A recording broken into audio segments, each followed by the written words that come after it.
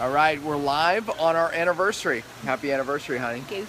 Same to you. And we're enjoying a bottle of Dry Farm wines. Yeah, I brought it to Hawaii with me. You know, you just drink it and you feel better. So cheers. Here's to our birthday. Or, did I just say birthday? I promise you, he's only had a glass and a half. I really did, honestly. That was just a faux pas. Anyway, I'm thinking kind of, I wish it were my birthday, but my birthday has been here being in Hawaii, let me tell you something. So we've had a good time in the last few days. We really have. We needed this. Halfway through. Although I worked on my PowerPoints for my seminar coming up in May. So there's Roy. Yeah, so Roy joined us. Yeah, so Roy, I have been relaxing, don't expect me to see anybody else. I just happened to see you. But anyway, so we have a message for our anniversary. You know, we obviously I've been doing these with Marilee since I've been here because I have her trapped down. But, you know, we decided, we thought about this. We didn't just come up with this randomly. It took all day. Yeah, pretty much. That's why we're doing this late, actually. So, well, not late for us, but late for many of you on the East Coast for sure. But, you know, we decided, we talked about it a lot. I actually was in prayer this morning about it, and God gave me many things, actually, you know, talking about lineage. You know, we've been talking about trapped emotions the last few days and how trapped emotions drive cellular inflammation. Trapped emotions turn on bad genes, just like toxins, trapped toxins in the cell. And we've been talking about how we addressed our toxic trapped emotions and how it changed our world and how she became fit at 50. Getting rid of toxins at the cellular level and getting trapped emotions, at the cellular level. And we asked Daniel to do something on Instagram. I'm hoping he gets it up there tomorrow, just even about his experience, because interestingly, something he told me, which I really believe, that as he's gotten healthy emotionally from the things that he has had to deal with, it's actually healing me, which is something I don't even quite understand, but I can just tell that it's happening at an accelerated rate. And so that made so much sense to me, and my relationship with him has honestly never been better. I think there were things that he didn't mean to hold against me, but just by virtue of the challenges we've been through and why his mom didn't defend him most, I guess, in some of the challenges we've been through. So it's been really, really special. So definitely a lot of merit on this topic, undoubtedly, that we're experiencing firsthand. You know, we thank you for sharing your video. We're seeing people share this already and like this, share this, and go back to the last few videos we did. We got, I mean, 80, almost 90 comments on the one yesterday we did. Wow. And so there was I actually a lot was of things. Barely on Facebook today. Can you believe that? Yeah, that's awesome. That was a good day. My arm's already tiring. Yeah. Anyways, we'll share the load. But look, we have three what I believe are important things. And I actually made one faux pas. I have something to read you, and it's on my phone, not on Marilee's. Unless, no, I guess you can't get that one. But I'm going to go by memory. First off, we have three things that have been transformative for us that I know that'll help you. And this relates to marriage and successful in relationships. And you'll say, well, how does that relate to health? Because, you know, you bring all types of health things. Well, we got a lot of thumbs up. Thank you for that. But this is going to relate to your health as well. First off, one of our big keys, I'm going to do this, hon, because you're blocking some of that. One of the big keys to our marriage and our relationship has been putting each other first, even beyond our kids, our work, and many other things in life that can supersede a relationship. And for those of you who have kids, it's hard sometimes. And I think in today's day and age, most people with the soccer mom thing, if you will, and doting over your children, it's not in vogue. It's not talked about. It's really more cool to put your kids first. Or you think it's expected of you. Yeah, or that's exactly right. And it's selfish if you don't. Yeah, but we're here to say that it doesn't work. You put yourselves first. You put that first. I believe you put God first, and then each other, and then your kids will always fall into place. When we examine our children, the things we did wrong, believe me, we did a lot of things wrong. But one of the biggest things, and we did this today, literally, we went through this in our minds, and you know, one of the biggest things we did right is putting God first, then ourselves. And our kids saw that so many times. We set that premise on our wedding program. A cord of 3 strands cannot be broken. Yeah. And I believe that we've just always, that's always been in our heart. Yeah. Well, and the second thing is my son Daniel actually sent me something today. God, I wish I could read it to you, but I'll lose it, I think, if I try to pull it up on my phone. But it's from Viktor Frankl, The Search of the Meaning of Life, one of my favorite all-time books. And he was a psychologist, actually, and Dr. Frankl, he spent time in a concentration camp. And his writings really come out of that time. Imagine what you would learn. One of the things that I got from the book, and one of the things that he talks about, is you choose your emotions. In going through life in our marriage, we've often had to choose our emotions, meaning that you have the choice. You have the choice to look at your marriage. You have the choice to look at every relationship. Everything happens, bad or good, sickness, whatever it is. You have a choice to choose the emotions that you attach to it. So this applies to your health as well. So when you look at, Viktor Frankl said this, when he watched the people who survived the concentration camp, he said it became predictable. Even the new people that came in, he could tell if they were going to survive or die, because they would choose, the people who would survive, they would choose basically hope and love, meaning that they didn't hate necessarily the captives. They didn't hate the people around them. They chose love. They chose to have hope and not despair. They chose to be grateful for every little thing that happened day in, day out. So in very short time, he could tell if someone was going to survive based on that. And one of his things is we can choose to put the meanings in our life. So basically we can choose a good life. We can choose a happy life. We can choose a marriage that, despite bad circumstances, as you heard the last 2 days, we had some hard things, but one thing looking back, and we both echoed this today, is we chose, and it was a process. We chose fun first. Yeah, we did. Fun has always been a big thing. We had some really good friends that made sure we had some fun.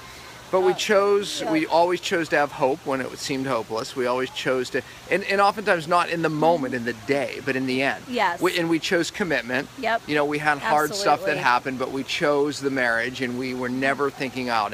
So the point is you have to look at your marriage, you have to look at your relationships, you have to look at your health crisis, and you have to choose new emotions.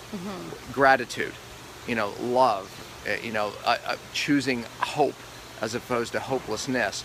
And if Viktor Frankl can survive and even predict who will survive a concentration camp, the horrors that took place there, you can figure out your marriage. And you know what, though? That is where faith comes in. I think that's something that you need to anchor. You have to anchor to something greater than yourself. And God doesn't promise us an easy life, but he promises to bring purpose out of what he allows us to go through. Yeah. And that leads us to our third point, actually. Well, before we leave that point, Roy says, excellent. Decision by design or default. Always pick design. Yeah. Amen. It's like if you rely on default, basically life's going to pick it for you. Yep. And I can promise you, with the law of second law of thermodynamics, it's always going to go down, not up. It's always going to go this way as opposed to this way. Choose your emotions in every situation, whether it's a marriage that's having trouble, whether it's a sickness, whatever it is.